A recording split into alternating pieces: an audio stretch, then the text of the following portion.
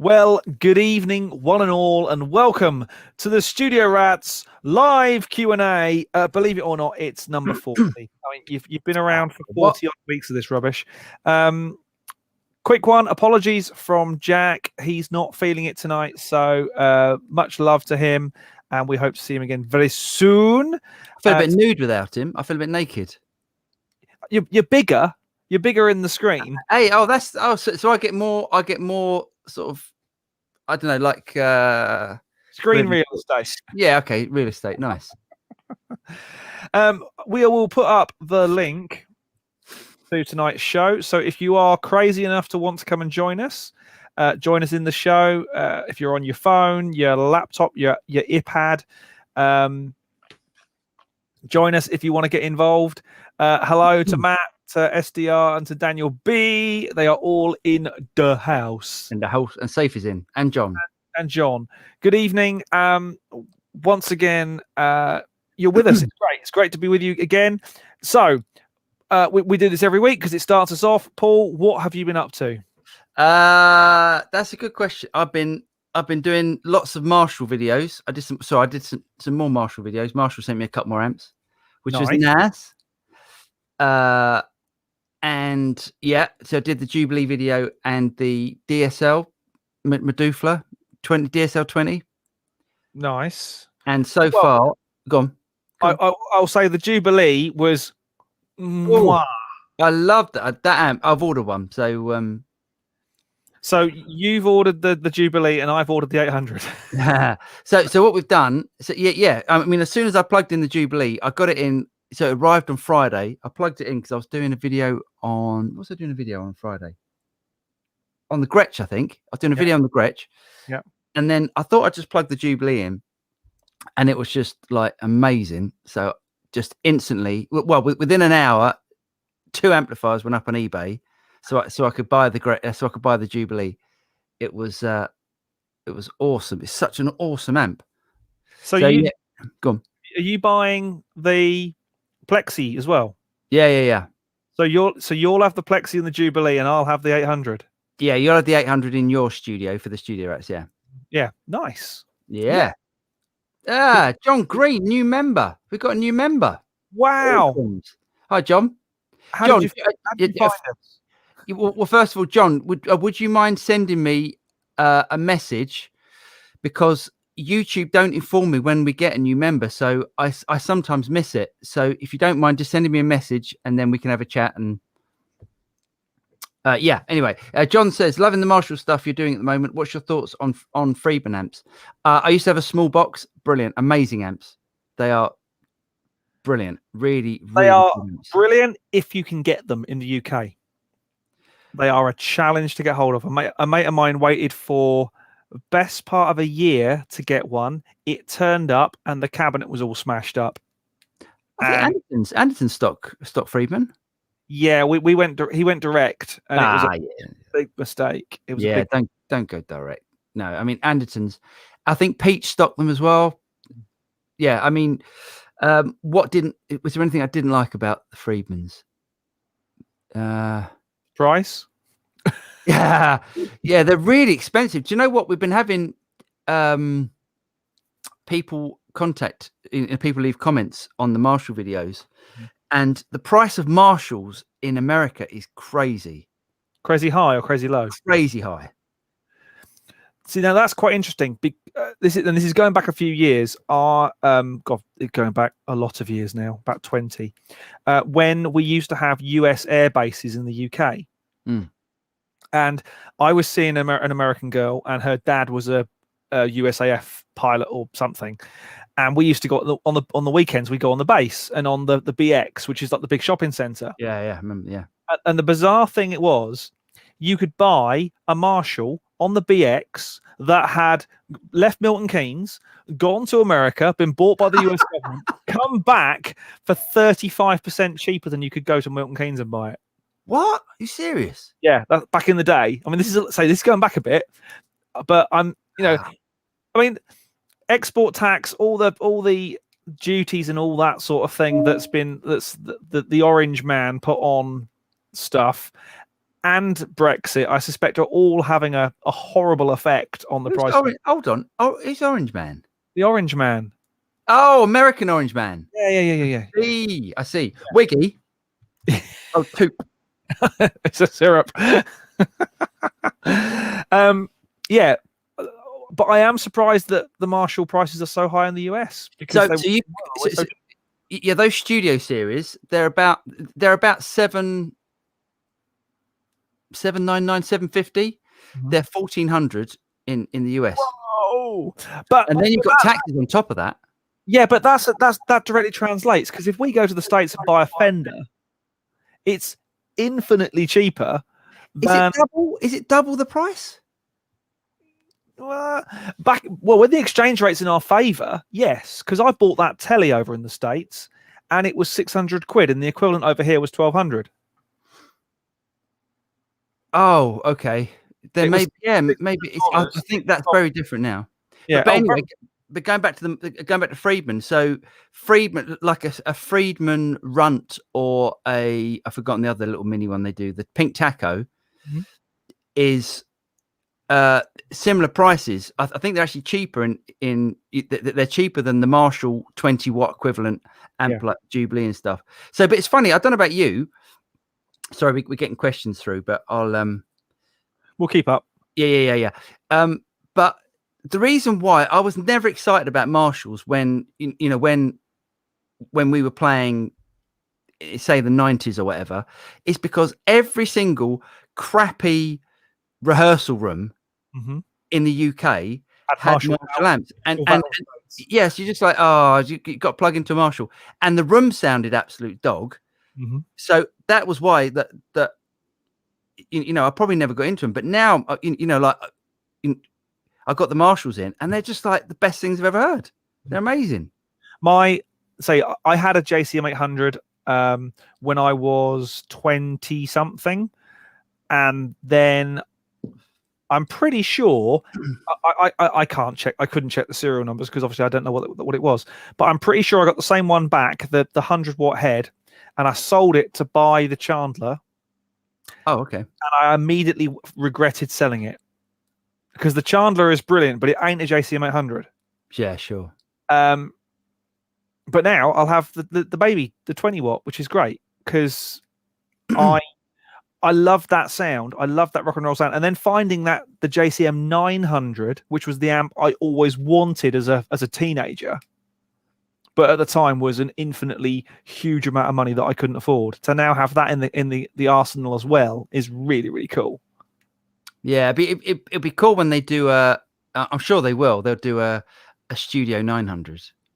I'm sure at some point they will. It was never as cachet as the 800, though, was it? The 800 had that. You have 800 and a Les Paul was the sound of rock and roll. Well, that's something that I didn't get before. I've never got Les Pauls, and I've never got twin humbucker guitars, even though I've got some. It wouldn't be the first thing I pick up, but you pick up that PRS, basically like a Les Paul, because that's what it's based on. You plug it in, it's just like instantly the way that it reacted with the amp is completely different to how it reacts with any other amp. It was just, changed my mind completely about a lot of things. So now I regret selling my Les Paul. You'll buy another one. Yeah, I'll get another one. Okay, a couple of questions. So we've done the Friedman amp. What went up on eBay? SDR says I put up my Rev D20, the amp I never thought you'd sell. Yeah, but I compared them. I was plugging one into the other. Sorry, I was plugging one in and then plugging the other one in. I was just like, I've got to have this. And my Mesa Boogie rectifier. The rectifier's going. Yeah, the rectifier's going. Wow, you haven't. I don't need it. I don't need it. With that, it does everything that with that and pedals does all the high gain stuff that I need. Yeah. Wow. Yes. Andy John says, "Hi guys. Any experience with the Fractal FM3 live or studio? It's about the same as a GT1000, but I can't use the Marshalls at home or at church. But great vids and tones. Thanks, mate. I've never used any Fractal stuff. Me neither, because they'd never send it to me. Yeah, because you have to buy it direct, don't you? I think Fractal. Yeah. I know that the fractal, the axe effects, it's really known for the effects, and yeah, I think everyone says that is the modeler to get. The FM3s are scaled down. I don't know what the difference is. I don't know what you can or can't do with the FM3. So maybe The thing I'd say about the fractal stuff is that although Mr. Vi, Mr. Petrucci, fill in your list of top line top players, all use fractal. They don't use it for the amp modeling. They use it for the effects, and they use their signature. Well, in Steve Vai's case, it's a synergy, isn't it now? Because he uses the synergy. He's got a synergy module. Petrucci's got his Petrucci Messabuki head. They use their head and they use the fractal, be it Axe effects or whatever else they're using, for the effects, instead of carrying around a rack of Petrucci's rack used to be 3 refrigerators, and it was all delays and pedals, and it was what's the TC delay that everybody had, the black one with red numbers on, the 2290. Oh, with the 2U with all the buttons. Yeah, I think it was a 22. Something like that, wasn't it? A beautiful thing. I tried to get one on eBay, and they go for silly money. But yeah, they don't just use the modeling. I'm sure the modeling inside is brilliant, but they don't just do that. They do. But then I know that and I don't think Petrucci could say that he would use the modeling anyway, because he's got the endorsement with Google. I think possibly if he did like a gig where he they didn't have full crew or whatever like that, he would probably just use that. I don't know. I mean, they're supposed to be brilliant. Loads of people have them. If you listen to Robert Baker's YouTube channel, he uses it all the time on his. He's got an XFX3 that he uses on his videos, and he's a monster player anyway. But it sounds amazing. I think we're going to come on to that in a bit, though. Let's plow through some questions and keep going. Hank says, are those Marshalls you got actually made in the UK? I think Vox outsources to another country on some models. Being curious. So the studio vintage, the studio classic, so the Plexi, the 800 and the Jubilee are all made in the UK. Yes. The DSL is made in Vietnam. You weren't there, man. It's true. John Green just got my Studio Rats t-shirts this morning. Oh, nice. Great quality. Great to support the work you guys are doing. Thanks, John. I should probably just let you know. Okay, give the man a clap. John, I don't know where you're based, but the t-shirts that we sell or that are for sale on the YouTube channel, I tried to get some t-shirts, or someone wanted some t-shirts, and it ended up absolute crazy money. So I've taken off all profits that go to the Studio Rats. So the Studio Rats don't actually make any profits out of the t-shirts. It's because it was just ending up too expensive.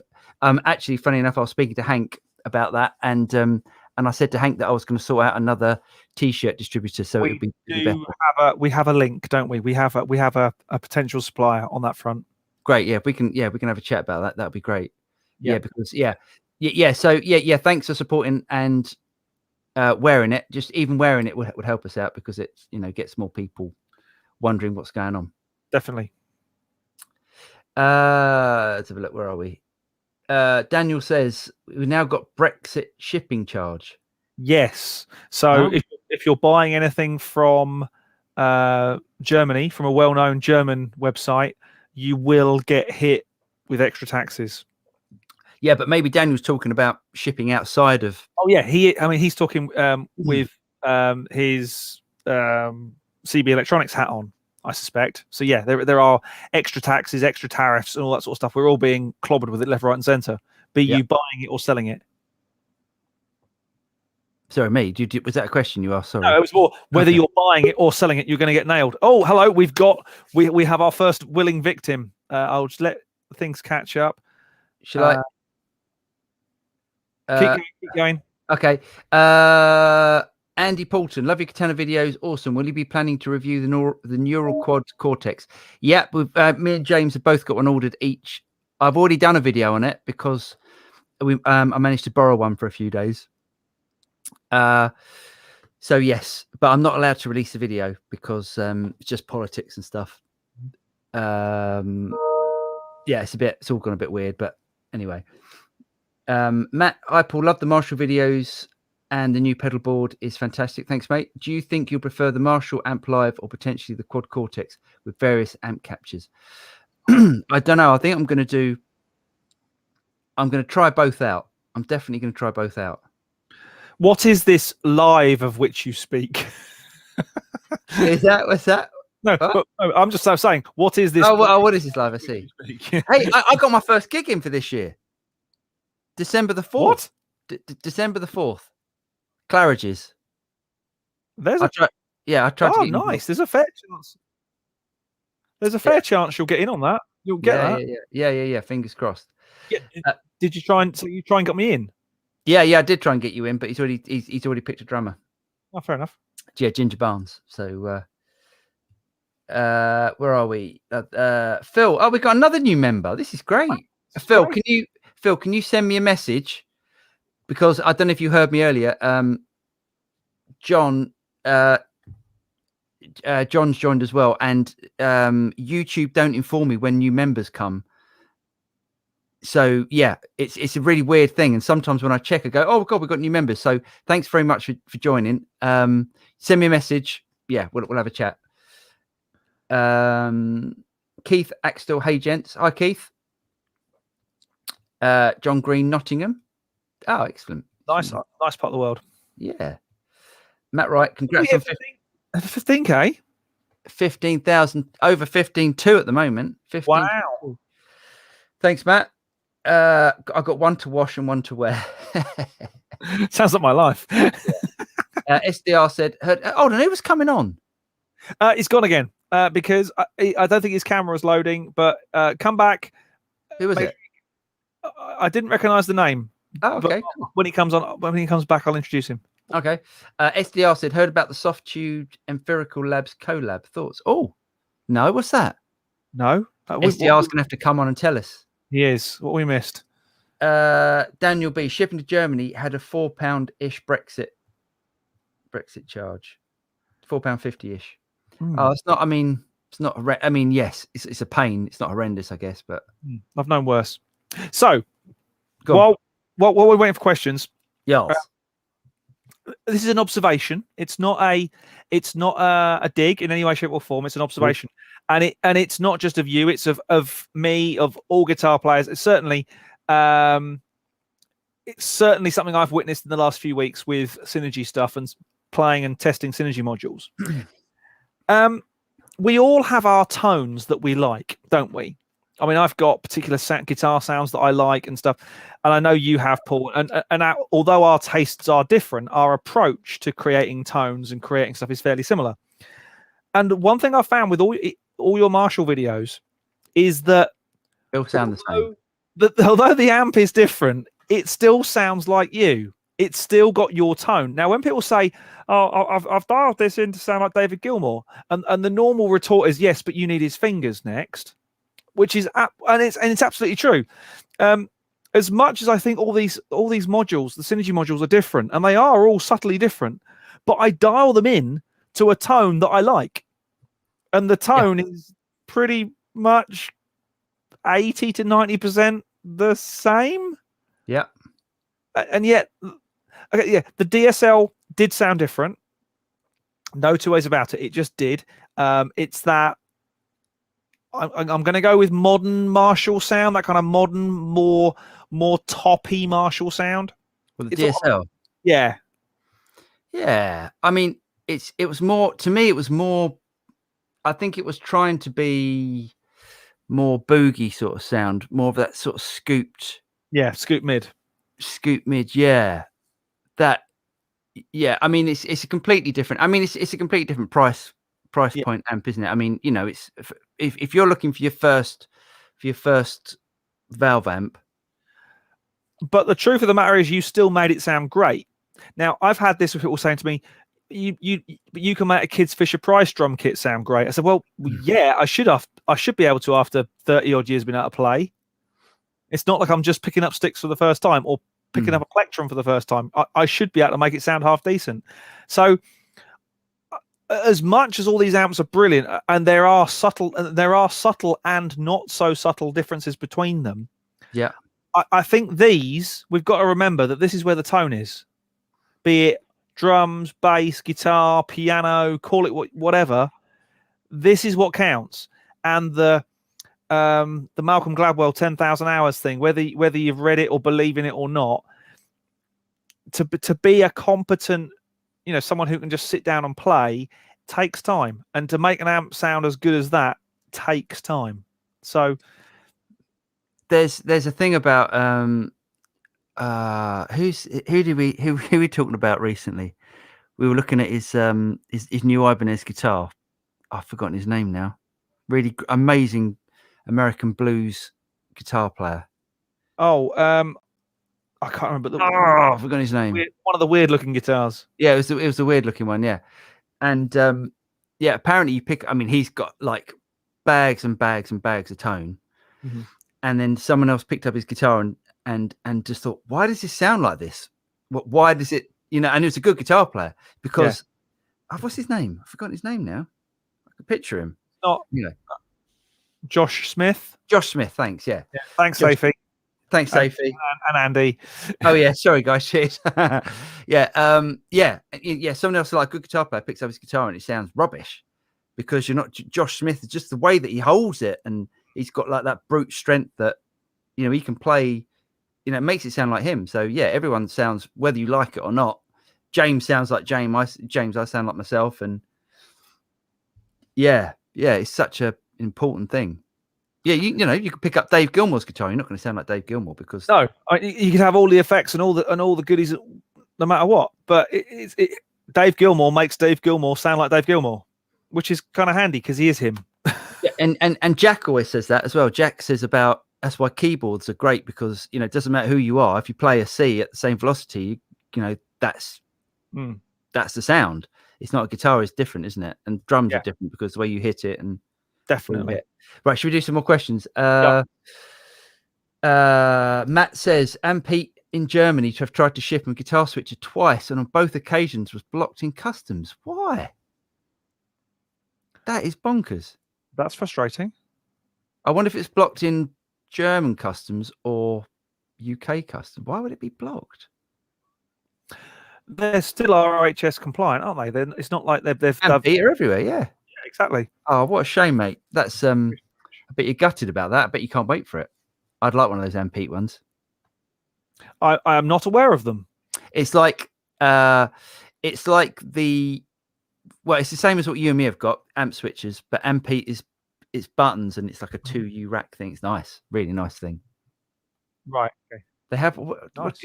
Yeah, there's a guitar shop we'll go into and they've always got one. I can't remember which one it is. You can control the different amps. Right. Cool. Keith says, James, how is the new studio planning coming? The planning is going well. There is a fairly major hiccup in the road at the moment, which I won't go into. But planning is going well. It's in my head and it's working its way out on paper. And with every feature that I add, the guy who's designing it and building it, or doing the actual structural design and building it, tells me how much my brilliant harebrained schemes are going to cost. So there are a few things that I want that I might have to save for a little bit at the moment, and I think I'm offline at the moment. You're offline? Oh, well. You can probably hear me, but you can't see me because I've got a spinning wheel of death. Fair enough. I think we're back. So yeah, the planning is going well. Still hoping to be in the new house end of May, early part of June, for construction to start as soon as I can get planning permission, which will be hopefully about a month or two after that. So by Christmas, I'll be in. That's the plan. What actually in the studio? By Christmas, I'll be in the studio. The new one. Great. Nice one. God, that's awesome. That's the plan. Okay. The cool thing is, it's going to be in the region of 60 square meters, which is sizable for a home studio. What size is your studio at the moment? Complete. The current footprint is 20 square meters. Wow. So it's going to be 3 times. Three times. Nice. 3 times the size. So it'll be this width, 6 by 10, basically. So a meter wider and 10 meters long. Wow. Keith, I don't know if you just got my email as well, but it literally just came through just before we started the project file. So thanks for sending that. SDR says Softube and Empirical Labs have partnered up on 3 new software titles: Mikey Comp, which is a preamp mini distressor, and Lil Freak EQ. Nice. Do you know what? What's your thoughts on what's your thoughts on Softube stuff? I missed that, mate. What's your thoughts on Softube stuff? Can you hear me? Well, it's going well tonight, boys and girls. Why are we having such problems? That's very strange. I can hear you perfectly. Can people in the chat let us know if we're both coming through? Anyway, we'll move on. Where are we? Okay, someone asked. Not sure what's going on here, boys and girls. I'm not sure if Paul can hear me, or if you can hear me, or if you can hear Paul. But we will endeavour to fight our way through. Can someone let us know if you can hear me and James, or just me, or just James? Matt Wright says it's all good. James, I'm going to send. We will keep going. We will carry on regardless. Okay, I'm going to send. For some reason, it's dropping. James, oh, don't worry. Right, okay. Let me answer some questions. For some reason, it's dropping the signal. Paul will be back with us as soon as he can, I hope. Just looking around and see if I can find any diagnostics. Just give me a couple of seconds. I'm just gonna text him.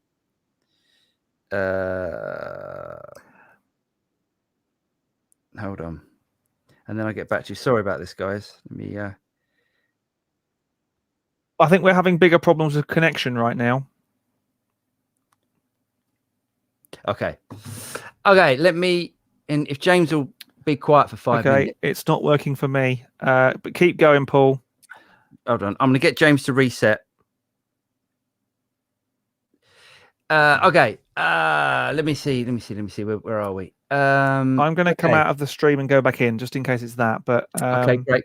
Do hold. We will be back with you soon, caller. So I'm really sorry. I can't pronounce your name. It's written in.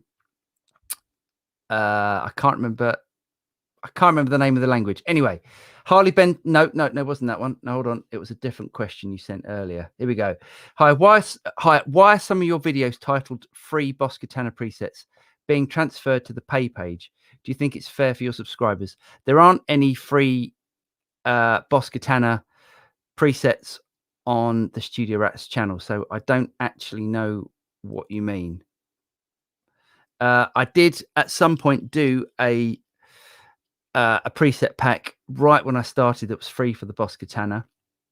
That was a really quick preset page, a really quick preset pack that I created.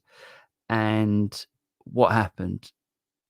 So then I did some preset packs. Preset packs take about a week to produce, and for the price that I charge them, which I think are $10, I don't think it's too much to ask. So Andy John says Josh Smith. I'm back. Yay, he's back.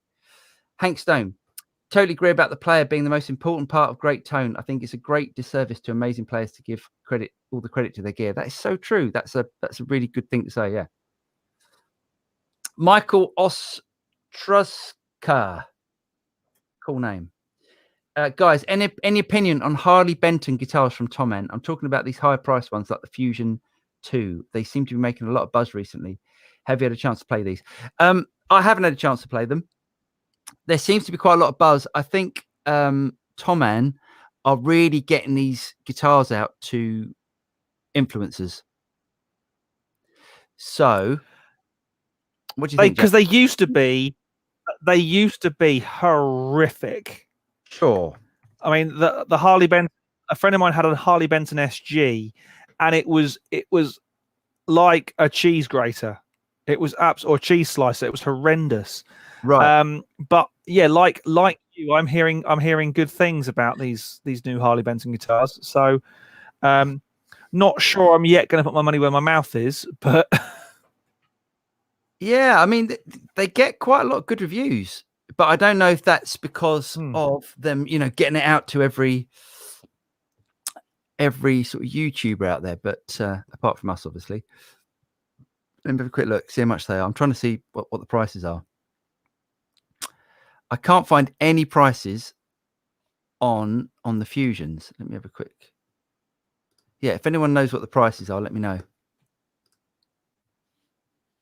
But yeah, I mean, people are saying they're good. I mean, basically what they're doing, it looks like they're copying every sort of Sir Charvel type guitar, those sort of. Well, yeah, not the pointy headstock ones though. More that more the sort of the Guthrie Govan ones, and the Pete Thorne Sir. There's one that definitely looks like a Pete Thorne. Right. No, they look great, didn't they? They look good. Yeah. So they used to be like a bag of spanners guitars, but they've obviously upped their game a lot. Yeah, there's loads of guitars that are coming out from the Far East now that are great. There was a great video that is it Phil Knight. I always forget his name.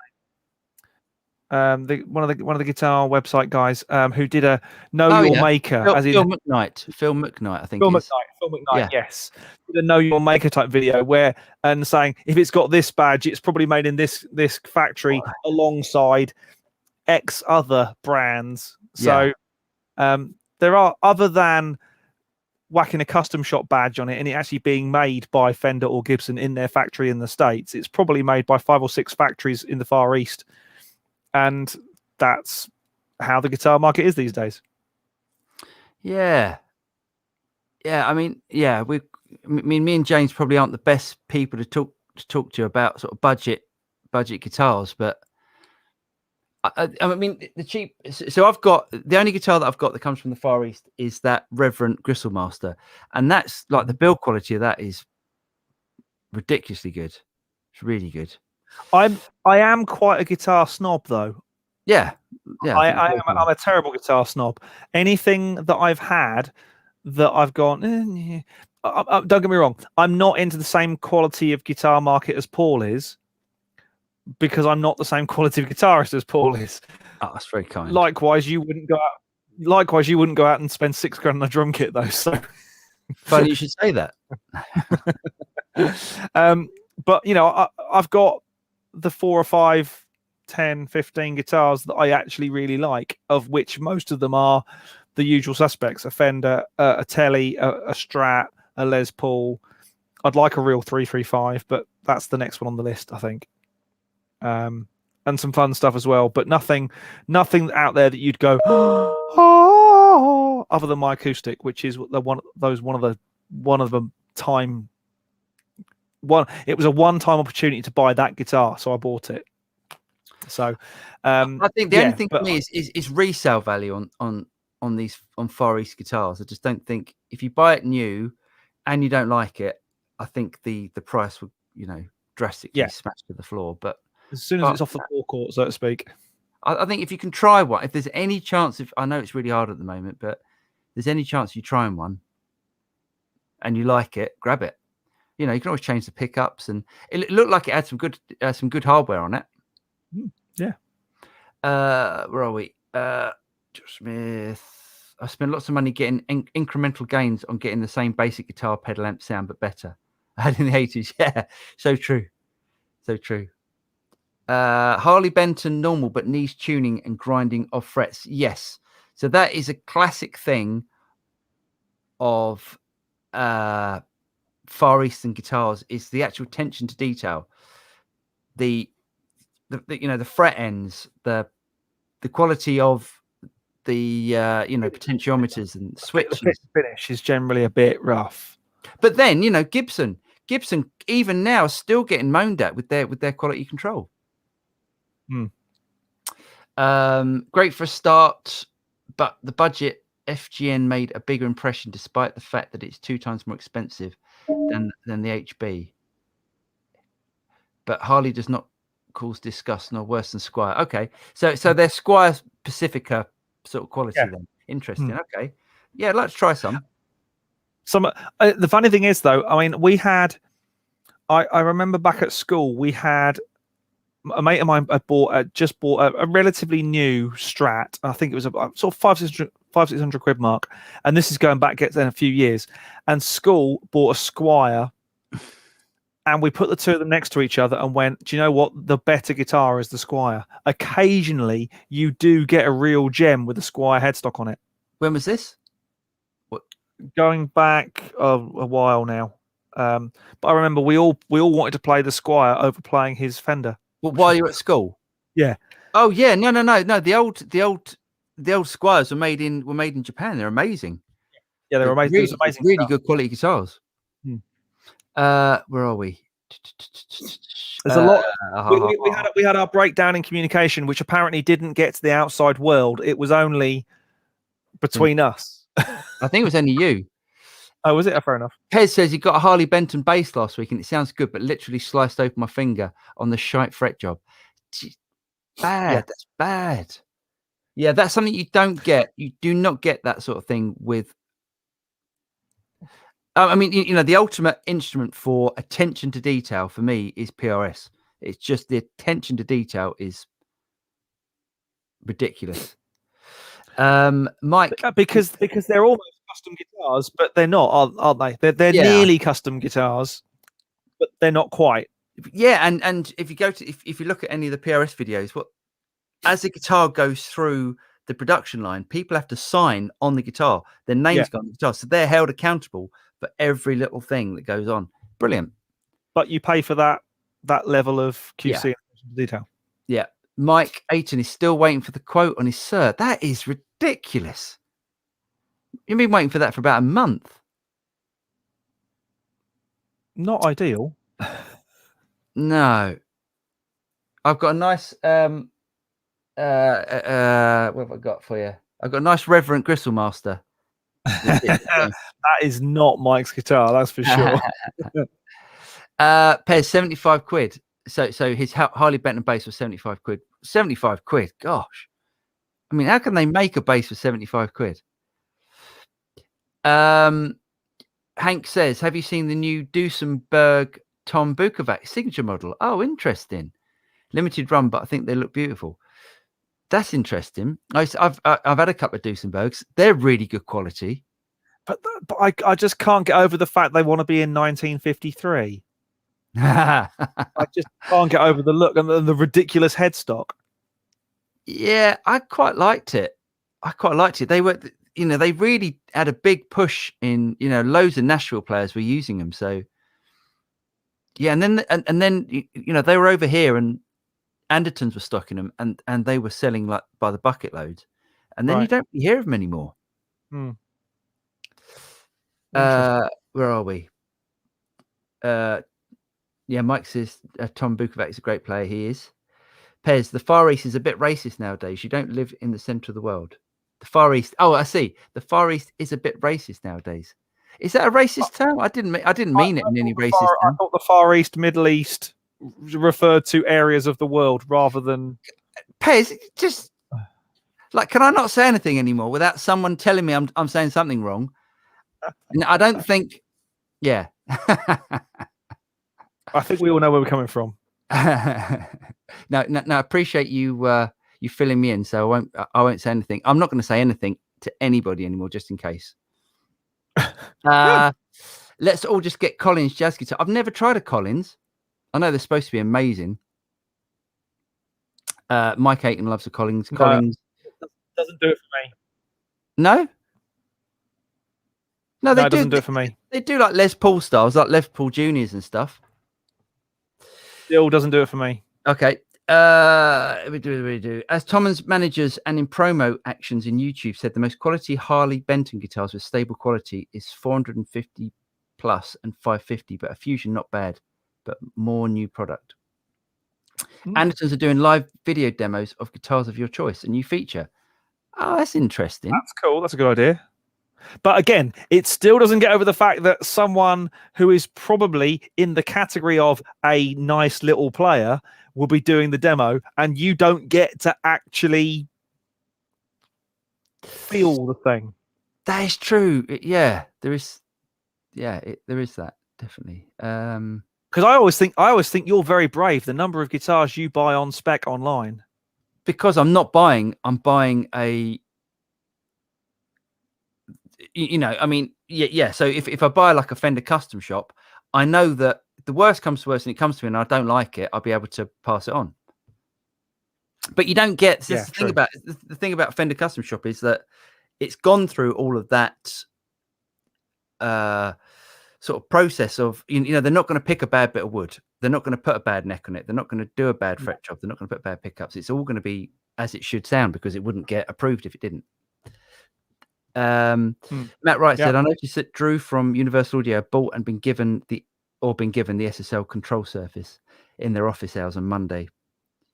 James, have you enjoyed yours? I bought mine. It's awesome. Oh, you bought it? Oh, nice one. Pez I bought it. I paid for it yesterday. Oh, nice one. Good. Pez is filling me in. I can say Asia, Southeast Asia, China, etc. Oh, okay. Well, we'll do our best to stay PC. But you're fighting 43 years of getting it wrong. Lawn Plumber says he has a Collins acoustic. Amazing, nice. If I was getting a 3.5, it would be a Collins, not Gibson. Interesting. Yes, I can. Really? Yeah, they're expensive. They're really expensive, and there's a massive waiting list. They are. They're like 2.5.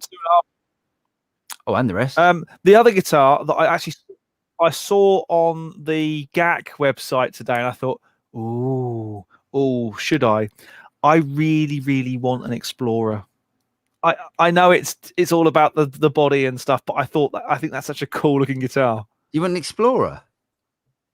Yeah. Oh, nice one.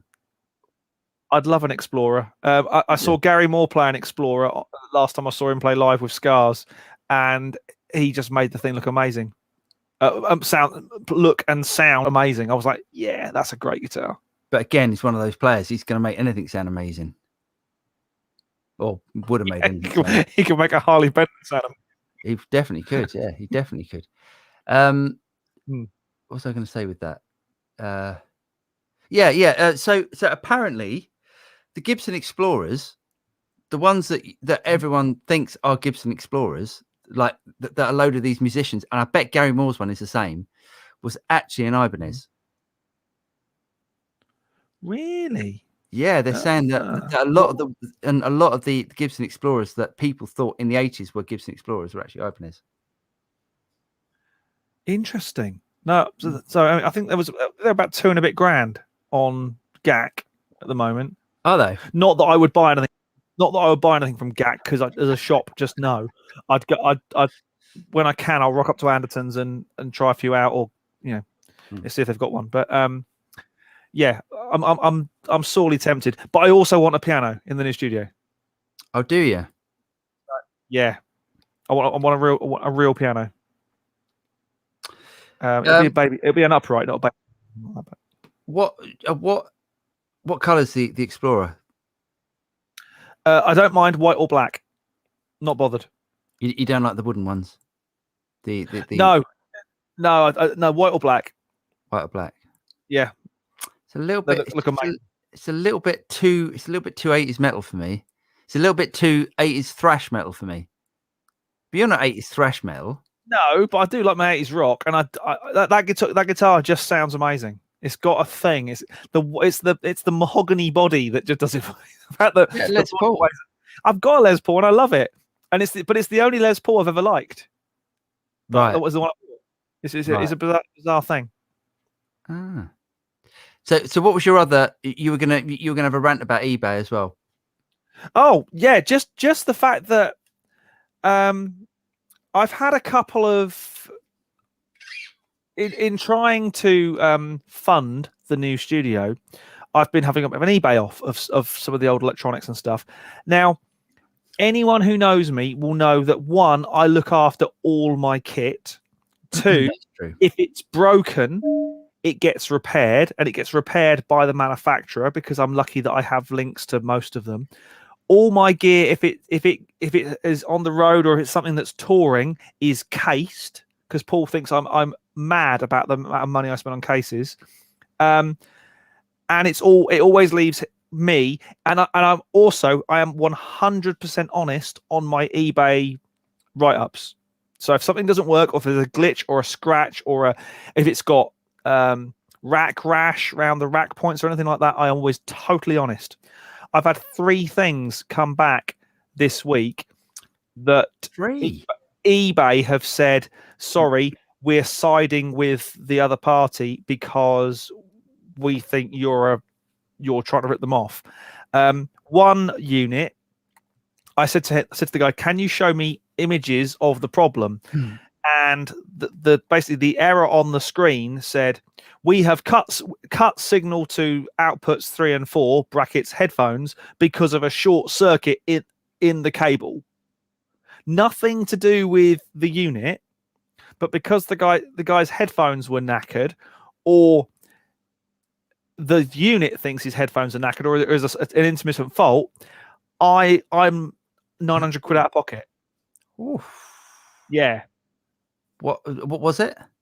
It was an RME. RME for a start. Stuff Nothing never goes wrong. And it was an RME A to D to A converter that has got an amazing headphone amp in it. So I'm actually thinking, sod it. Do you know what? I'll use it as the main headphone amp for the drums from now on. I'm not having that. That's expensive. That's expensive headphone amp. Yeah, eBay will not side with you, the seller, unless there is, they've got to be an. I think I've had it once where they sided with me, but 9 times out of 10 they will side with the buyer, and it's wrong. It's wrong when someone is abusing the kit or not using it in the way it was intended. All they have to do is tick, this does not do what I want it to do, and eBay side with them. What else? What else has come back? 2 interfaces, because one of them's on the side of it. It said this is a scratch, not a crack, and it's basically where the unit's been on the road with me. There's a slight scratch on the side. You'd feel it, but I put in the picture in the write-up, this is a scratch. It is not a crack in the casing. This is a scratch, and they've said this was not indicated in the write-up. And I'm like, there are pictures of the scratch in the eBay listing, and eBay have still sided with them. So yeah, I'm a little bit off eBay at the moment. I had it once where I sent a valve amp over to Greece that was bought on eBay, and it was bought on like an international shipping thing that eBay shipped, because you send it to the eBay shipping center. Yeah. Then it's a Tamworth or wherever it is. That's it, something like that. Yeah, and it was a really expensive amplifier, and it got over to him, and it was knackered. So that's why I never, ever, ever send a valve amp in the post. No. I've even been known to deliver hardware where it's practical to do so. Yeah, I was doing a gig in Birmingham, and a guy was in Cannock Chase, just north of Birmingham, and I left a couple of hours early so I could drop the unit to him. And I said, I happen to be working in Birmingham this weekend. Can you wait for it? I'll chop 20 quid off the shipping fee, and I'll just hand it to you. And he went, great, personal service. Great, yeah. Right, okay. Safety says Adrian Smith's early 80s guitar looked and sounded amazing. Yes. Are you an Iron Maiden fan? I'm a massive Iron Maiden fan. Oh, yeah. I've seen them about 9 times. Oh, yeah. Wow. Yeah. Pez says Huge Maiden fan. Paul says, Pez says, Paul, I heard you saying Rumours is the best album ever. I've been dabbling, and Dreams is an absolute masterpiece. It is. I'll be interested to hear you wax lyrical on its virtues. The album, not the song. What Rumours? Rumours. Huh? It's the thing about Rumours is it's how not to make an album and yet make probably the highest selling album of all time. Oh, it's an amazing album. Just it's just got. Do you like the way it sounds? It's got a softness, hasn't it? It's got a softness about the whole album. It just sounds incredible. I mean, the drum sound is not a drum sound that I would ever go for if I was playing, but it's the right sound for that album, isn't it? Oh, it's so good. And Lindsey Buckingham's guitar playing and his sound, no one else can make the Chain solo sound right. And anyone else I've seen do it or try it, it just doesn't sound right. I would have loved to have seen them on the tour with Neil Finn and it's the guitar player from Tom Petty, isn't it? Yeah. Who was with them. I'd have loved to have seen them on that tour, but tickets were, I think you could get into space on Virgin Galactic cheaper. Oh, really? What's his name? Oh, that's bugging me now. Someone will say. Yeah. Come on, Tom Petty's guitar player. The guy who's with. Always looks like he needs a bit of a hosing down. He speaks very highly of you too, mate. At least I'm clean. Mike Campbell, thank you. There we go. It's great, isn't it? I love doing this. Our inadequacies are filled in by your expertise. No one can play that solo like Lindsey Buckingham. It's just his style and that guitar. And just I think it was the fact that they all hated each other so much during the whole process, and there's a lot of passion went into that album of and a lot of hate, and I think that's a bizarre and a lot of drugs. Have you ever read Making Rumours, Ken Callier's book? Yeah. It is brilliant. There's a great bit in it where they've obviously done 17 lines too many of Charlie, and Lindsey Buckingham's turned around and said, right, yeah, I'll go over that one. And he gets to the end of the next take and he says, no, we've always got the previous one. And he's like, no, you told me to go over it. And apparently Lindsey Buckingham had to be pried off him because he was trying to strangle him and try and kill him. Yeah, he wasn't known, and he's not really known as a calm man. Calm, guy, is he? Especially to his wives. Yes. Anyway, allegedly at this point. It's only allegedly, is it? Oh, okay. I don't know. I'm just covering us. Well mate. Matt said, James's thoughts on Soft Tube. Yeah. So before you cracked up, I said, what do you think of Soft Tube? I think Console 1 is genius. Yep. Although I don't have one, I would like one. Yep. Need to speak to who distributes them. I'd like one. I love the plugins. I think the plugins are a little bit dated now. They still sound great, but some of them now are looking a little long in the tooth. But that's because they're a small team and they're always trying to be on the cutting edge. No one wants to go back and reskin their old stuff, do they? No, it's totally usable stuff. It all sounds great. It's all very, very, whether you think their Paultec plugin sounds like a Paultec, doesn't matter. It's a really usable EQ. So I mean, there are very few bad toys out there. I actually I phoned Paul and said, have we done anything on Drip yet? The Drip plugin, the Kyle Beats thing. Great fun. I loved it, and this has got creativity and get out of jail free card tattooed on it in large letters. I thought really, really cool. And you said, yeah, you're about a year behind the curve on that. I was like, okay, fair enough. I'm a bit behind. Yeah, it's an interesting little plugin that. I just don't like their. I think Console 1 sounds amazing and is amazing. I really don't like their guitar stuff. I like Bass Amp Room. Do you? Because I do, because it's got one setting, which I think is the like an Ampeg 8x10 with a 421 on it, which just works. It's got a really Great. nice roundness to it. I can't remember what the preset's called, but it sounds great. Brilliant. Hank says, James, do you ever use reverb to buy and sell? No, because I can't be faffed to work out whether the buyer is in the UK or the US, and then have to. Such like, a bad thing, isn't it? Something you want and go, oh no, just no. I wish they had a. They need to have a US UK option. Definitely. As soon as they do that, I'll be all over reverb, and my wife will hate me. Yeah, I completely agree. It's a shit show. Andy John says, forget eBay. They don't know the industry and don't care if they screw the sellers. Reverb is cheaper and at least understands the industry. Well, the only reason why I use eBay is because I wait until you get the £1 listing. Yeah. And then, that's your final fee. You only pay £1 on it. And that's last weekend was a £1 listing thing. Yeah, they do it every couple of weekends. And that's what I just wait for and just do that. And, if you sell something that's a lot of money, like a guitar or an amplifier or whatever, you end up paying like a massive fee. Well, it's 10%. 10% on the sale fee. Is it? Yeah, it's horrendous. Yeah, that is horrendous.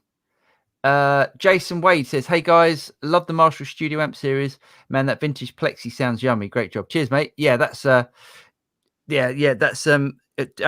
we've ordered all three, to be honest. We absolutely love them. I think they sounded amazing, those amplifiers. Yeah, cheers, mate. D-Mac says, I've got a Spark 40 and tried it as a recording interface, but found it clunky and not intuitive. Using GarageBand on an old MacBook, would Focusrite 202 be better option? Just recording simple riffs. Yeah, if you've got an old MacBook, I think it probably would. Depends on what. If you're using GarageBand, GarageBand's got a lot of amps in it. I don't know what they're like. But I think if it's just for getting simple riffs down, we're not talking about crafting the next Steve Vai album. Yes, it's just the feel, the more thing that I'm. Yeah, but I mean, but also remember, D-Mac, I don't know your playing experience or where you are in the experience list. So again, I apologize. But Paul, you feel latency really badly. You feel it because you do. I feel it less than you do. D-Mac might feel it less than I do. It might not be. Okay, understood. Yes. Yeah. I mean, I think the 2i2 is a really useful piece of kit, and I think it's the biggest selling interface of all time. James, is that right? Watch my video on the Studio Spares website. Oh, you did. You've just done that, have you? I've just done that. It's out. It went out as part of their mailing thing a little while ago. I made four of my favorite 2-in, 2-out interfaces. And did you like it?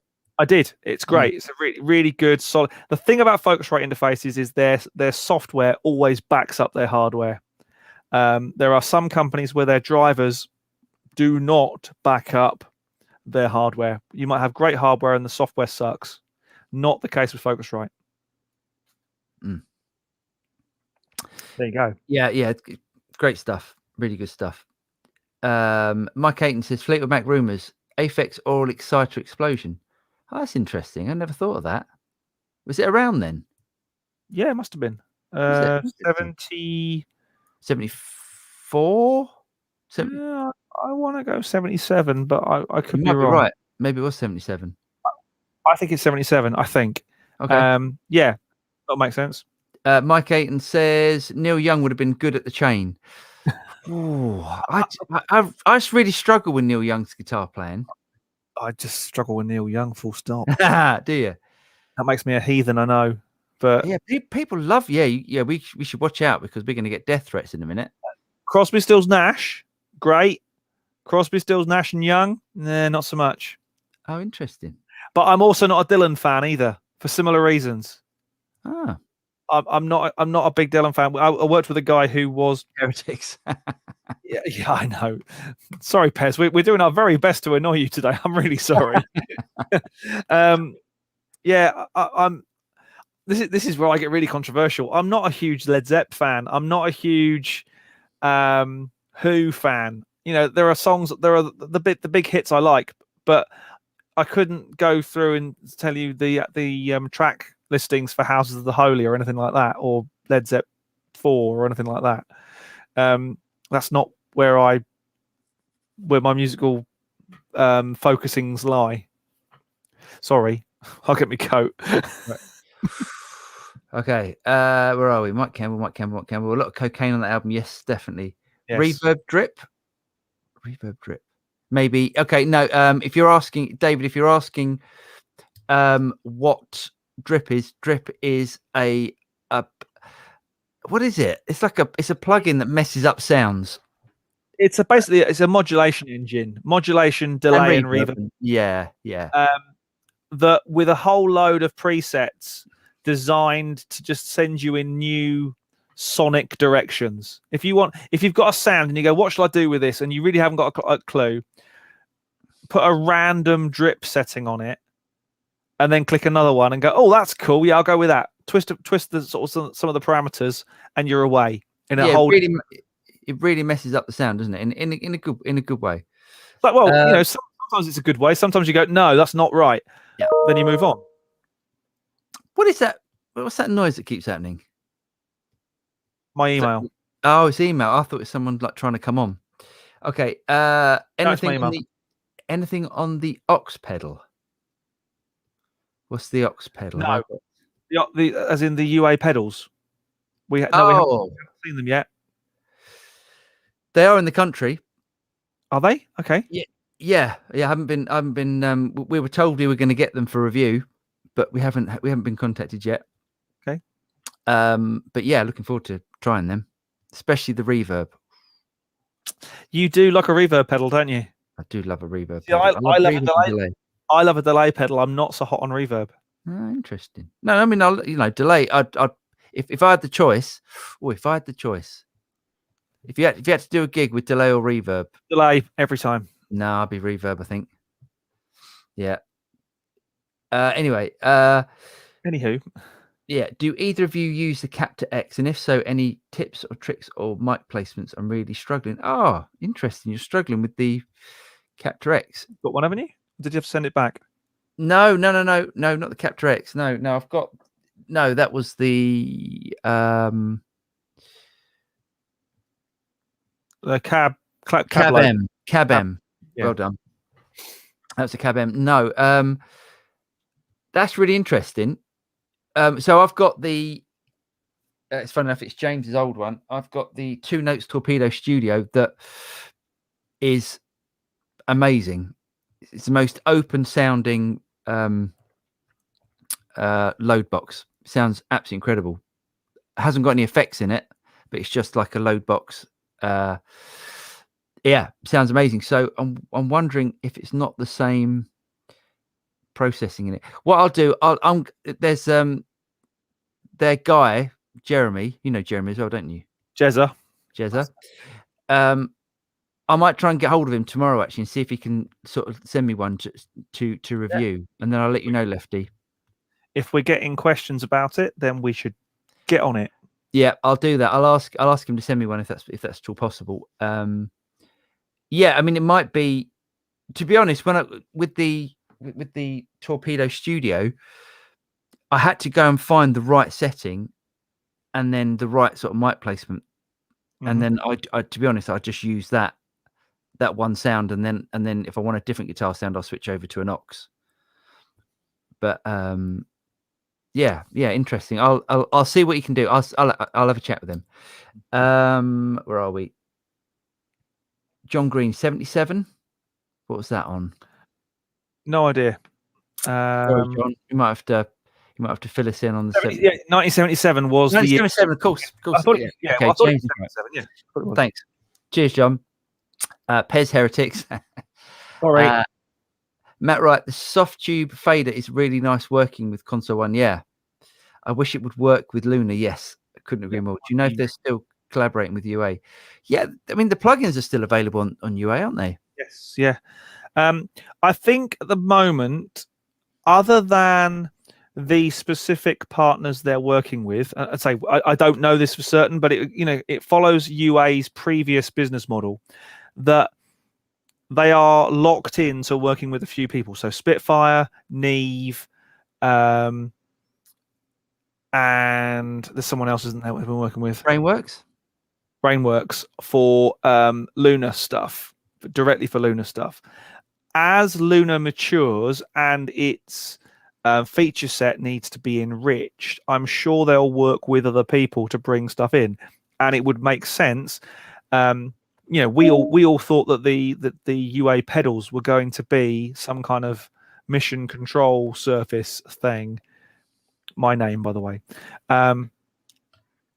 And they weren't. So if they're not thinking about teaming up with Softube for some kind of control surface mission control type thing, my name, they should be. Hey. Yeah, I think a control surface or being able to use a control surface, it can't be that far off. Be able to use that thing would be awesome with it. But I don't. There's no, as far as I know, there's no software updates. I haven't updated for a while, actually. I need to do that. There's no software updates for SSL 360 yet for the UF8. So, okay. Where are we? Pez, tonight's the night is superior to rumors. Now, I thought I was the one who was being controversial. Yeah, I think that's. Mike Aiton says, listen to the top end of rumors. It's so Aphex. Oh, interesting. Okay, give you that. Well, I need to get myself an Aphex then. David Bro says, blasphemy, stop the Who? ? Oh my God. Sorry. You're just upsetting people. We're just upsetting people tonight. The daft thing is, I actually used to work with John Paul Jones quite a lot. When I was at TSC, he had I don't know if he still does, but he's got a studio at Strand on the Green, which is next to Kew in London, right on the river. Beautiful part of the world. He had this amazing studio. And me and a couple of guys would go down there and just keep his Mac up to date and sell him stuff that he didn't have. And he would sit there playing Led Zepp tunes on amazing mandolin. Oh, yeah, because that's his thing, isn't it? Yeah. Playing Led Zepp tunes, or I appreciate I've dropped from the Who, which is John Entwistle's bass player, to Led Zepp, so I apologize there. But to that level of player, I used to work with them, and then you'd think, oh God, I know you're amazing because I know you're John Paul Jones from Led Zeppelin, but I don't know any of your tunes other than the obvious ones. Where are we? Keith says, as long as we're walking down memory lane, Steely Dan's Can't Buy a Thrill is right up there too. Yeah. You a fan? Massive Steely Dan fan. Are you? Even though I think that Donald Fagen is possibly the most awkward person to ever work in the music industry, I still think that the two of them had an amazing thing. I mean, The Night Fly is one of my favorite albums, and also the first album to be completely recorded and mastered digitally as well. I thought that was Brothers in Arms. Night Fly. Was it? First, yeah. Interesting. No. Brothers in Arms was digitally. It was a digital desk, digitally recorded, digitally mastered. Everything was D, wasn't it? Yeah. And they say the original digital systems didn't sound any good. But yeah, I mean, yeah. God, how good? How good? Well, I think I haven't heard it for a while, but how good did Brothers in Arms sound? Amazing. Yeah. It's amazing. It's up there as the thing is with bands like Dire Straits. You think you've had your seminal album, then Money for Nothing comes along, and you go, oh, actually, there's some good stuff on here too, isn't there? Even though there's a version of Money for Nothing on Brothers in Arms, and there's a version on its own version on Money for Nothing. What? Yeah. Yeah, Money for Nothing is an album in its own right, and is really good. It's got some different. It's got two of the same songs on. Oh, I didn't know that. Interesting. Where are we? Francesco Capone says, "Hi, I love your videos. Got the Aston Stealth after watching your review. Great mic for how much it costs." Yeah. Actually, I think I had the option to buy it, that mic, and I think I was a bit skint at the time, and I should have bought it because it was a cool little mic. That I think that the fact that it had such a massive preamp gain that you could do with it was possibly what that was the only thing for me. It was just like, whoa, that's really loud. But no, it sounded great actually. It was a really interesting one. I really like the design of it with the little clicky thing. Yeah, really cool. Yeah, good choice, mate. It's a bit like a pepper mill. It was, yeah, that's what it was. Sorry, that's where are we? Oh, Mike Ayton says, I watched the Anderton's UA pedal demo. Only the reverb sounded good to me. Interesting. No, I liked them all, I have to admit. I haven't seen the Andertons one yet. I guess that's only just come out. No, I haven't seen the Andertons one, but I watched because we were live on that night, weren't we? When they launched the pedals, and I liked them all, I have to admit. Okay, interesting. But I do tend to like Tor's designs as well, as in sonically, I like where his head's at. I mean, I haven't seen it, but I reckon Anderton's just went straight into an amp as opposed to doing it stereo. I could be wrong. I mean, I haven't seen it, but I reckon that's what they do. And I think that's what I reckon these pedals, because it's UA, as opposed to just going in an effects loop of an amp, I reckon it needs to be. Yeah. Boom. Where are we? Matt, love the look of the UA pedals. Yeah. The middle. Yeah. Oh, yeah. Yeah. I love a memory man. Yeah, but you wouldn't want the hassle of a memory man. No. And the gain loss. Yeah. And the gain loss on the memory man. Yeah, definitely. But yeah, it's such a great sounding pedal. I used to be in a band, and the other guitarist his main sound was a Vox AC30, a 70s custom telly going into an AC30, and he just had. I mean, he's a great guitar player, but his sound was brilliant. Awesome. Such a great sound. Yeah. Seb's TV. Have you guys got any standout moments from working in studios? I really enjoy hearing about your best worst moments from gigs. Oh God, it's a shame Jack's not here. If you want some worst moments from gigs. I've got some amazing gig stories, but most of them involve an awful lot of killing time. You know what? All the big gig stories are always around killing time and like stuff you do to keep yourself amused and not go slowly insane backstage or in the band hovel, the space they give you or whatever. Studio stuff is, the key for me is to keep the studio vibe up, to try and keep everyone spirits up, and if it's a joke or a quip or something, just to keep things light. Don't get too dug in that you can't keep it jovial and be fun, because let's face it, there are a lot harder ways to make a living. You could be digging up roads and tarmacking and building houses and stuff. There's a lot more difficult things to be doing, or cleaning the sewers out, as people have to do in London at the moment because of the fatbergs. Yeah, what we do isn't a proper job. It's entertainment industry, so let's not get too far up our own. But any standout moments? I think there've been gigs where things have gone wrong and someone's made a call and the rest of the gig has been better because of it. We had a bit of a about gigs or studio moments? This is a gig moment. We had a gig where the entire playback system went down for the track. We were in I think we were in Abu Dhabi or somewhere fairly highbrow, and I was using an iPad running Aria into an RME interface, and the old 30-pin connector on an iPad was not exactly what you might call stable or giggable. And I turned around and swiped it with a stick about 5 minutes into the first set. And of course, that was the track gone. Oh, no. But at that point, then, nobody had click track and we could do what we wanted. So you end up from this highly tight, reformed and conformed show to your frontman running around, getting, having a great time with the audience, and it just building into that into a event rather than just going through the motions of a gig.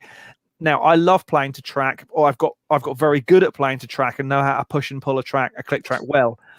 But there is something to be said for just being able to go with it. And if you want to go around the chorus again, or if your audience are singing, or if someone gets up on stage and starts doing something cool, going with it. I mean, it's always been happy accidents which have caused the best gigs. Oh, and the New Year's Eve we did where the audience were a bit poor, so the girls in their kind of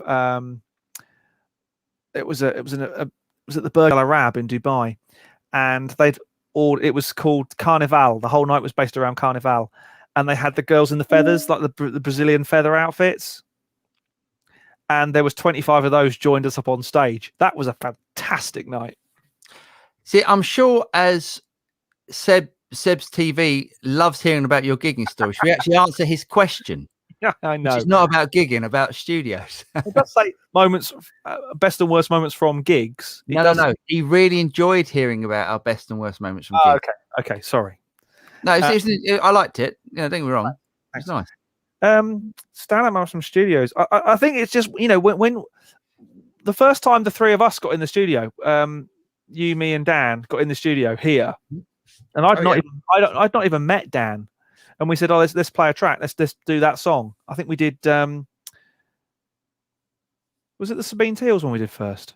Yes, it probably was actually. Yeah.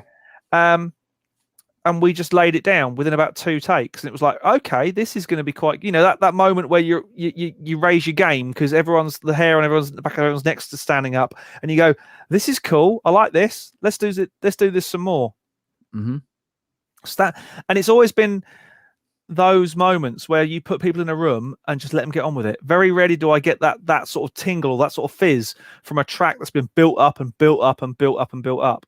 That's not to say I'm not proud of those tracks, but stuff where you just sat down and played and it's just gone zing. Those for me are few and far between at the moment for obvious reasons, but hopefully we'll get those back soon.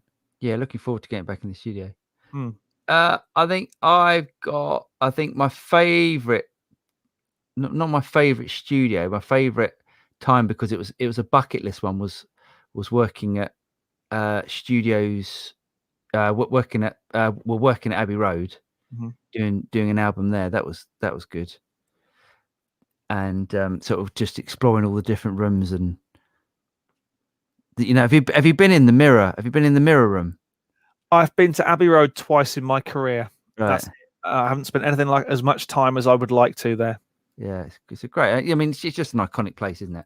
Yeah. But I wonder how iconic it would have been without the Beatles. Yeah, I mean, still some seminal records have been produced there that were nothing to do with those five guys. Interestingly, do you know what the first piece of music ever recorded at Abbey Road was? I'm trying to think of. So was this 50s? I can't remember the year. There was TV. I think it was like, I'm going to go 30s-ish. I could be. Really? Could be even earlier than that. Yeah, really early. Wow. No, I haven't got a clue. First piece of music was "Land of Hope and Glory," as conducted by Edward Elgar. What was the first spoken word recorded at Abbey Road Studios? Some King's Speech? It was Edward Elgar speaking to the orchestra before he conducted "Land of Hope and Glory," saying, "Gentlemen, I'd like you to play this like you've never seen it before in your lives." Excellent. Da, na, na, na, na, na. Sounds the same whoever plays it. That's true.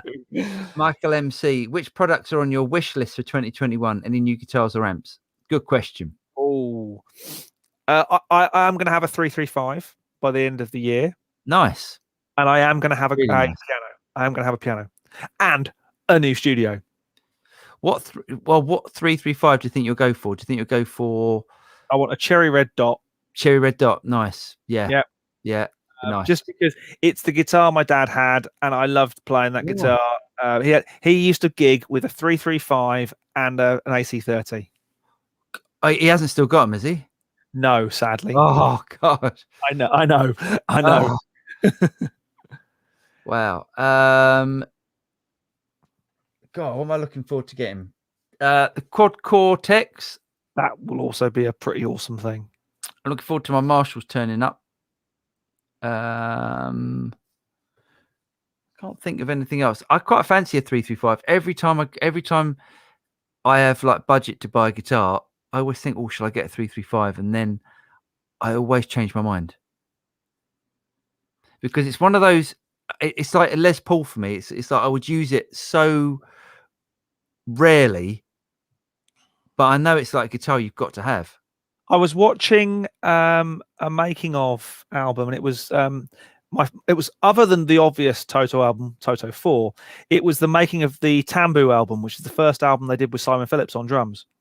And there's a great track in it where Lukather's burning this solo, and you see him record the solo, and it's playing a 335, and I'm like, I would never in a million years have said that solo was played in a 335, but it just sounded bonkingly amazing.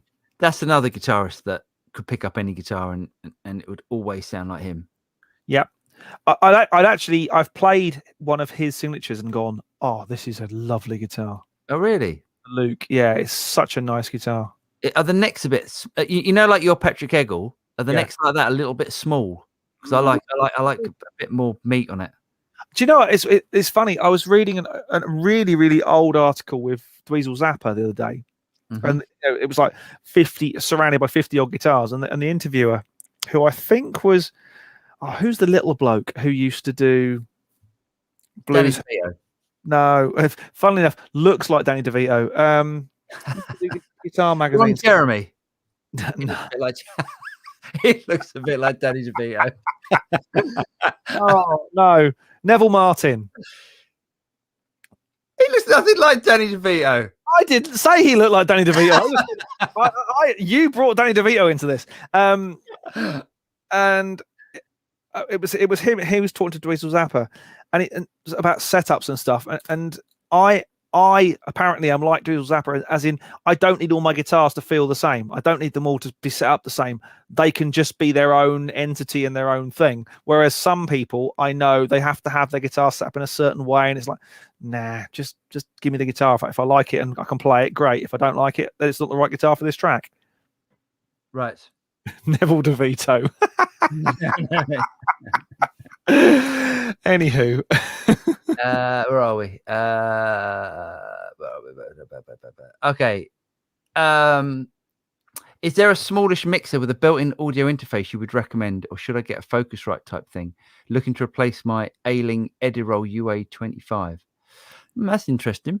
The best one is funny. My one is currently still down in Bournemouth, and it will have been there for 2 years by the time I actually get it back. M Audio, and again, going back, M Audio released a thing called the NRV 10, which was a little 5-channel Firewire equipped mixer.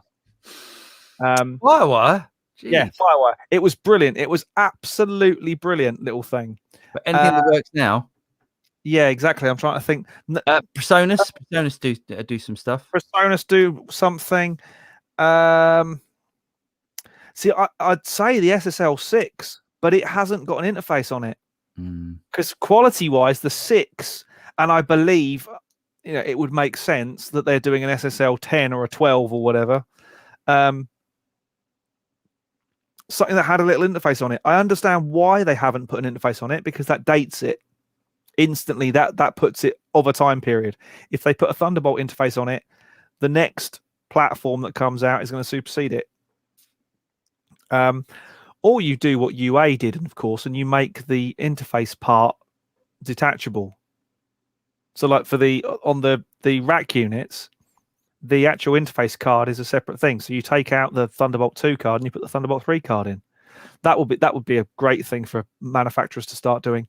The Presonus boards, the AI series, and they're really good. Really, really good.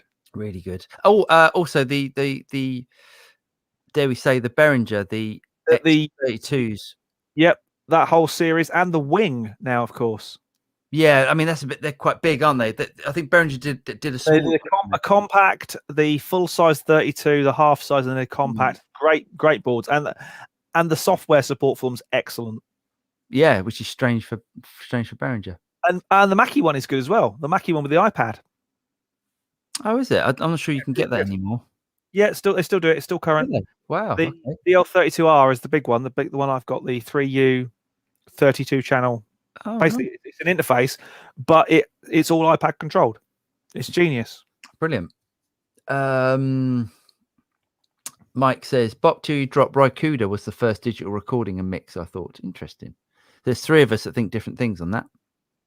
We'll have to check on that. Yep. Matt Wright said, UA have confirmed the SSL will be compatible with Luna using EU protocol. I think the update will drop later this year. Brilliant. Well done, UA. Always updating. UA brilliant, aren't they? Well, the SSL can't be Yukon because it isn't Yukon. Right. It doesn't work like that. It's Mackie control. It's not EU Yukon. It doesn't work like that. Yeah, it's a Mackie controller effectively, and yeah, it wouldn't be that difficult for them to make Luna Mackie control compatible. It wouldn't be that much of a challenge. Or what's it called? Not Mackie control. Huey. That's what I'm thinking of. Mm-hmm. Oh, we'll see. Let's see. So yeah, Matt. Oh no, he's gone again. Oh, I'm here. I'm still here. Okay. I am here. You are still there. I am here. I'm here. I'm here. I'm not going anywhere. Don't leave me. Don't leave me alone with them. They're scary. They talk back now as well. Yeah, they do. Have you guys heard the Marcus King band? Yes. Have you heard Marcus King band? No, I haven't. No. Awesome. Yeah, Marcus King, amazing. Great voice, great guitar player. I will do after. Awesome stuff. Hi, Analog for Life. It's all great. Just love the studio. Oh, it's all love the Studio Rats folklore. That was you going off on one about your gigs and stuff. Thomas sorry. Beecham, James. Have you? Keith says, James, have you tried the ES339? Yes, it's I think they're slightly smaller, aren't they? 339s. They're the size. I think they're a little bit bigger than. Obviously, it's a slightly different shape, but they're a bit bigger than a Les Paul. But it's that sort of shape. Yeah. Who's the guy that does? Who's the guy with the grey hair with the beard, the white beard that does the? Is it Sweetwater? And he's always he's always like this when he talks. He's like Mitch Gallagher. Mitch Gallagher. There's a great. I watched a video recently of Mitch Gallagher playing something. I can't remember what it was. Maybe it was the Quad Cortex. Great guitar player. And he was holding a 339, and it just looked so funny because it just looked like he was this massive. He's quite a big guy as it is. This guy, it looks like he's like this massive guy with his tiny little 335. Anyway, they're nice, aren't they? Those 339s. Yeah, I wouldn't mind one of them. But then, would you, if you bought a 339, would you go, oh, I should have bought a 335? I think with my, my hat of having the right guitars, I would want a 335 just because it's the right guitar to have. Yeah. A 339 would be one of those luxury guitars that you go, it might. I think if I was a commercial studio, I would go for both because, of course, at some point someone's going to reach for that one and go, oh, that's the right guitar. But I think in my head, with my relatively limited budget and it's all my stuff, I'm going to go, 335 would be the way forward. I think. I think I'd gig with a 339 more than I'd gig with a 335. Interesting. Interesting. Where are we? Apparently Andy says there's a P90 Gristle Master coming soon. That seems tasty. Nice. Yeah, those Reverend guitars are great. No, I'd like a P90 Les Paul. That'd be on my list. Yeah, I had that. I borrowed that 1952 Les Paul, that gold top off of Jess. Probably won't be that one though. No, that was a lovely guitar. I was so scared of taking that home. I didn't. And I did the video on it, and I took it back. I said, I just don't want this in my house because it's too expensive. Yeah, they're cool. Yeah, Les Paul with P90s is a nice. That's a nice thing. Where are we? Oh, Keith, we cross-posted. Keith said, I think there are 2 flavors of that mic 339 or 336.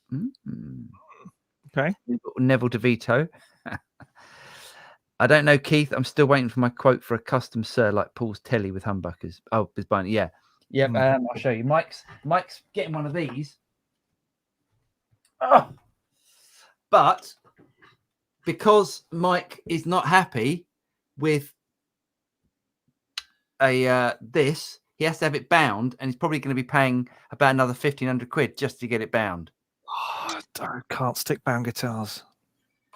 Oh no, I don't mind them bound. I don't mind it bound, but it's I wouldn't pay as a custom order to get it bound. Bound Les Pauls to me, just no. What? Like the Gary Moore Les Paul is the one I've always wanted, which is why I've got a Les Paul Studio. No binding. No, a Les Paul binding. It's got a binding. You're crazy. Just wrong. Lunacy. Aziz Lewis says, hey there, any of you guys play bass guitar? If so, what do you think is the best multi-effects pedal for bass? Right. Go on. Hang on. The best multi-effects pedal for bass. Hang on. Let me just reach over here, see if I can reach it. Hang on 1 second. Hang on. Oh my God. I can't wait to get to David Brose's question. Hang on. Here we go. Right. The best multi-effects for bass is this one. What's that? Like no effects. It's a cable, no effects. Oh, you got to be nice to the bass players. They want to play effects. I have, but no.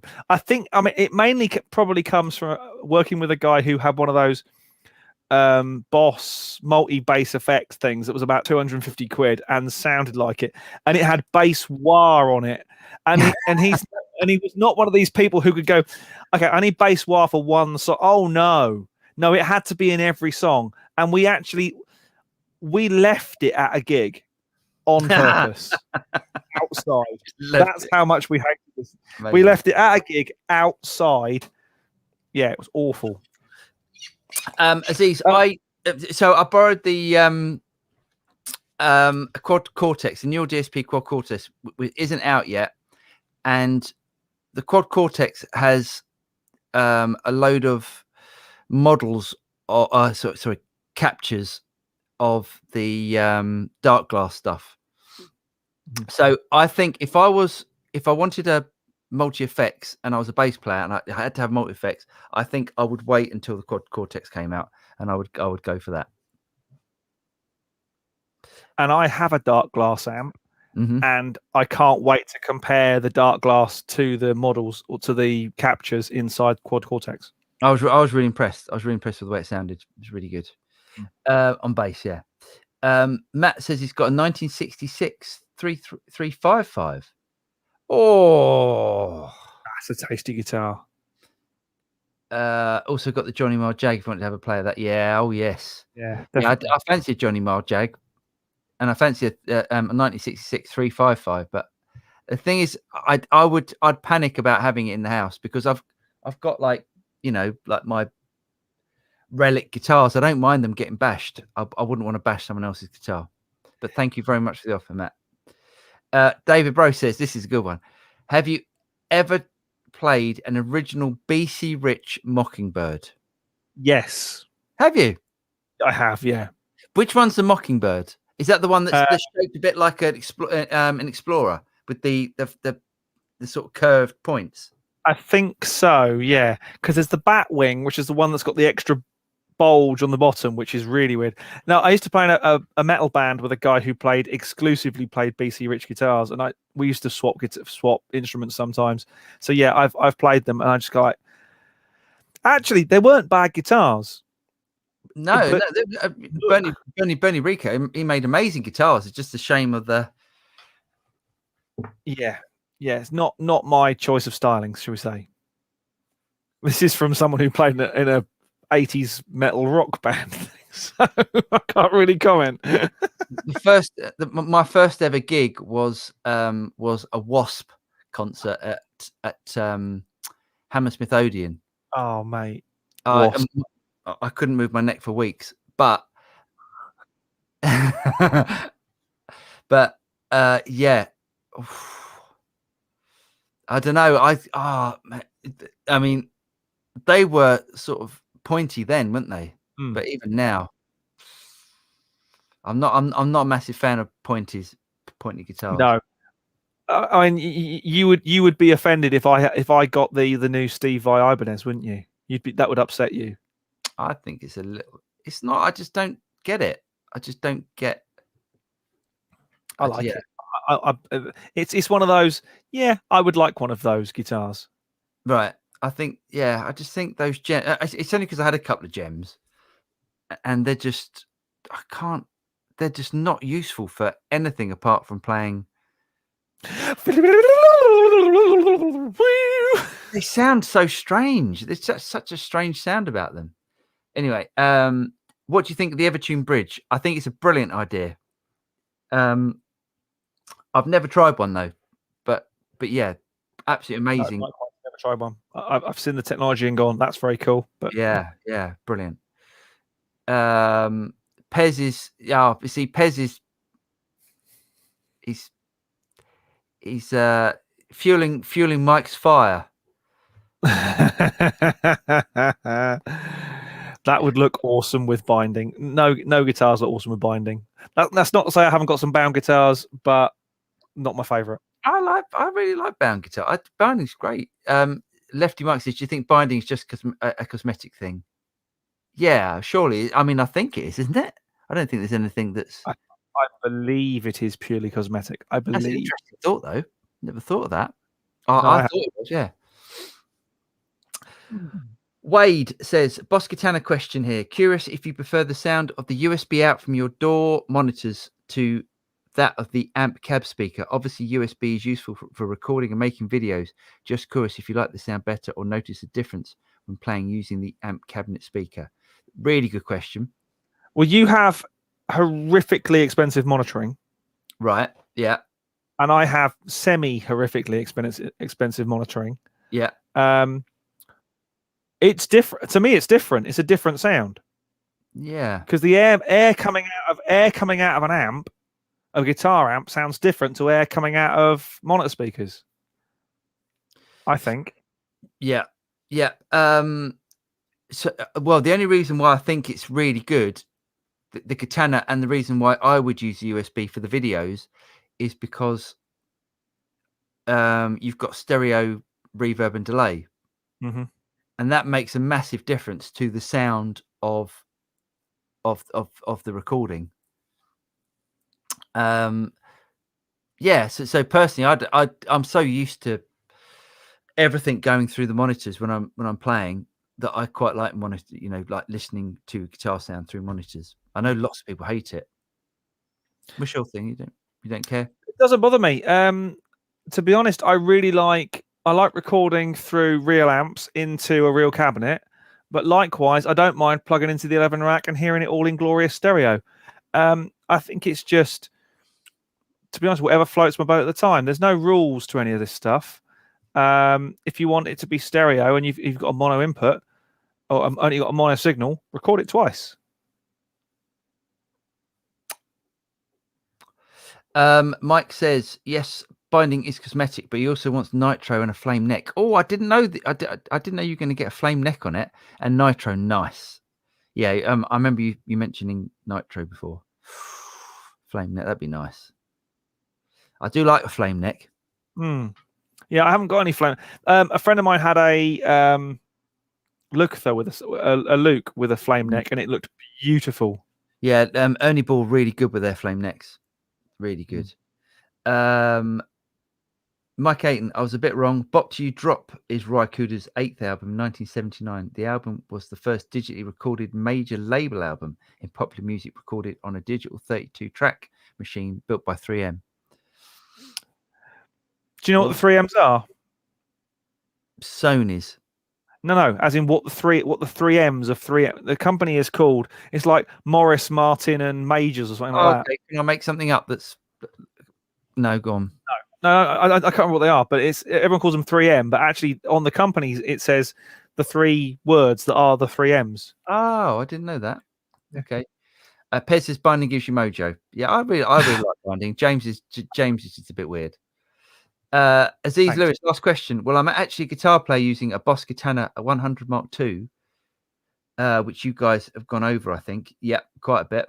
I just can't find a solid state bass amp that has effects built into it like the Katana. The Roland bass cubes do. No, that's true.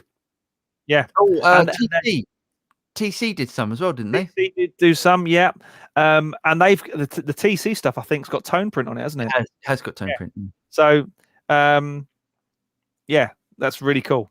Yeah, have a look at the TC electronic one, or and you get little ones as well. You haven't got to have the huge ones. You have the little. Yeah, they did a really nice sort of upright one, really nice looking thing. Yeah, I like that. The only problem with TC stuff these days. Oh yeah. Yeah, there's only one problem. Is it's not really TC anymore. It is Behringer now, but they, check out the Roland Bass Cube stuff. It's probably a few years old now, and you'll probably get it really cheap on eBay. I'm really surprised that the Boss didn't do a bass Katana. There's got to be a play on words gag there, isn't it? I don't know, a bass tanner or something. I don't know. Yeah, it's surprising, but I mean, the Katana has been such a huge Uber thing for them, hasn't it? I don't think they thought it was going to be as big as it has been. No. Does anyone? Do marketing departments plan that well? No. But yeah, Boss, brilliant company, really great technical support as well, and always happy to help. Yeah, good company. Well, considering we thought we were going to have a short show tonight, it ain't really happened, has it? Has ever? Well, no one said, and I was surprised someone said, well, "Where's Jack?" Yeah. Well, thank you, everyone. Thanks for that. Minnesota Mining and Manufacturing. There you go. Thank you, Lefty Mike. Well done. There you go. We will see you next week for more of the same. I'm not quite sure what happened to our guest who tried to jump in, but I don't think his camera was working. His mic wasn't working, so he went away. But as ever, we'll put the links up for you to join us next week if you want. Have a good week, everyone. Stay safe, stay healthy, and all that sort of stuff. And we will see. I don't. By the way, I tried to pair them up, and they had a chat, and I don't know what's going on. So I don't know. They've both been a bit cagey about it. I've asked them both, and they're not keen on disclosing any information about it. Sorry, I will stop laughing now. I promise. Take care, everyone. We will see you next week for more of the same. But from myself and from Paul, good night. Cheers, guys.